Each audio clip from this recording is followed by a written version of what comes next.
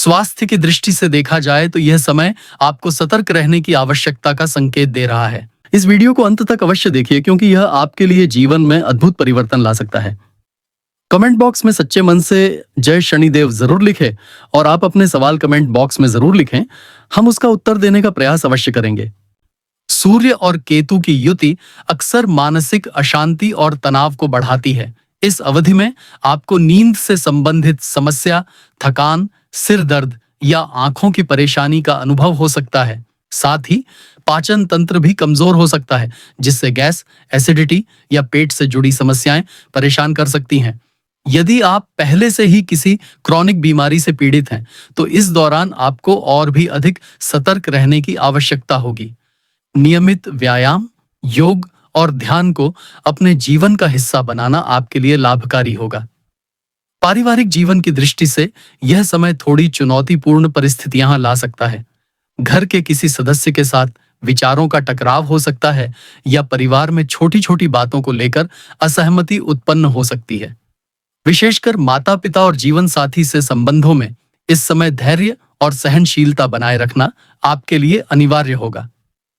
परिवार में किसी सदस्य के स्वास्थ्य की चिंता भी आपको मानसिक रूप से विचलित कर सकती है।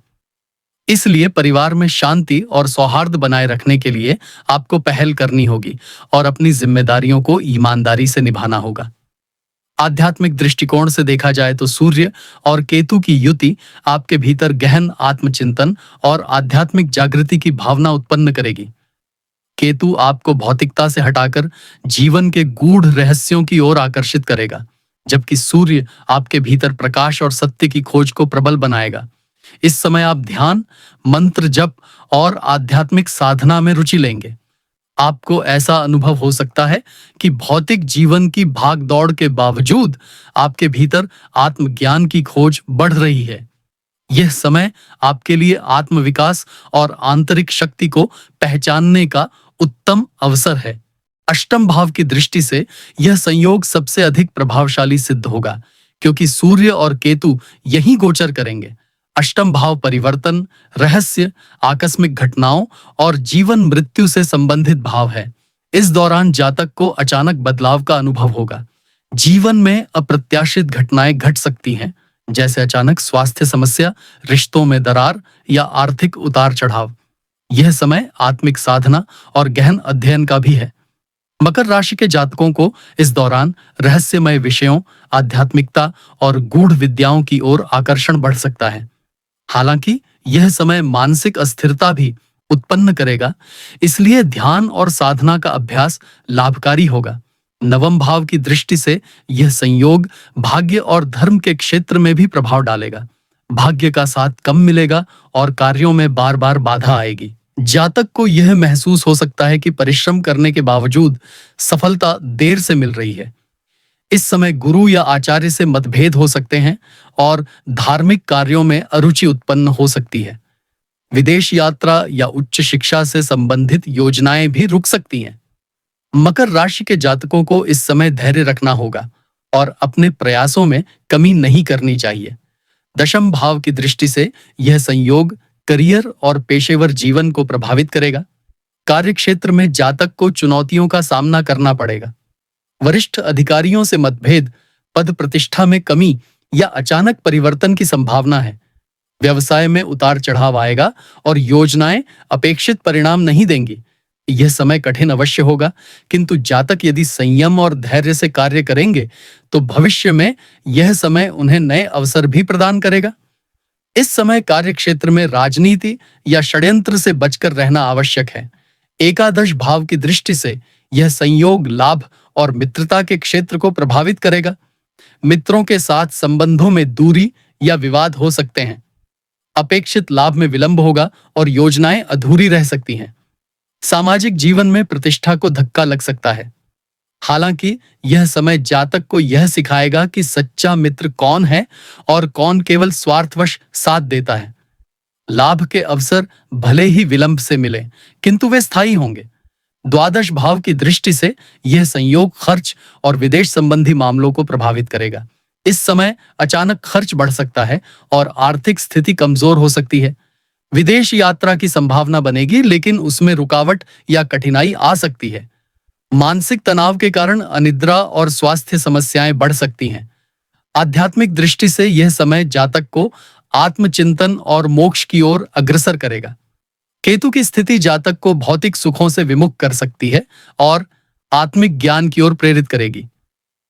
इस प्रकार सप्तम से द्वादश भाव तक का विश्लेषण हमें यह स्पष्ट करता है कि यह अवधि मकर राशि के जातकों के लिए आत्म परीक्षण और चुनौतियों का समय होगा। दाम्पत्य जीवन, करियर, आर्थिक स्थिति और मानसिक शांति सभी क्षेत्रों में उतार चढ़ाव आएगा।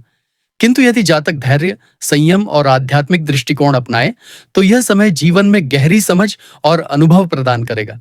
करियर और व्यवसाय की दृष्टि से यह समय मकर राशि वालों के लिए संघर्षपूर्ण रहेगा। अष्टम भाव में सूर्य केतु का संयोग कार्य क्षेत्र में अप्रत्याशित उतार चढ़ाव ला सकता है। पद प्रतिष्ठा को बनाए रखना कठिन हो सकता है और वरिष्ठों के साथ मतभेद की स्थिति भी बन सकती है। यदि आप व्यवसाय कर रहे हैं तो साझेदारों के साथ टकराव और अचानक आर्थिक नुकसान की संभावना है। यह समय धैर्य और चतुराई से कार्य करने का है। गुप्त शत्रुओं से सावधान रहना आवश्यक होगा। यदि जातक इस समय राजनीति या ऑफिस की गॉसिप से दूर रहते हैं तो वे धीरे धीरे अपनी स्थिति को संभाल पाएंगे। विवाह और दाम्पत्य जीवन में यह संयोग चुनौतियां लेकर आएगा। सप्तम भाव से प्रभाव पड़ने के कारण जीवन साथी के साथ गलतफहमियां, संदेह और विवाद हो सकते हैं। अहंकार और जिद रिश्तों को और बिगाड़ सकते हैं।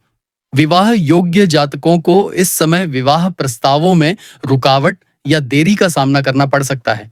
यदि पहले से ही वैवाहिक जीवन में तनाव है तो इस अवधि में वह और गहराई ले सकता है।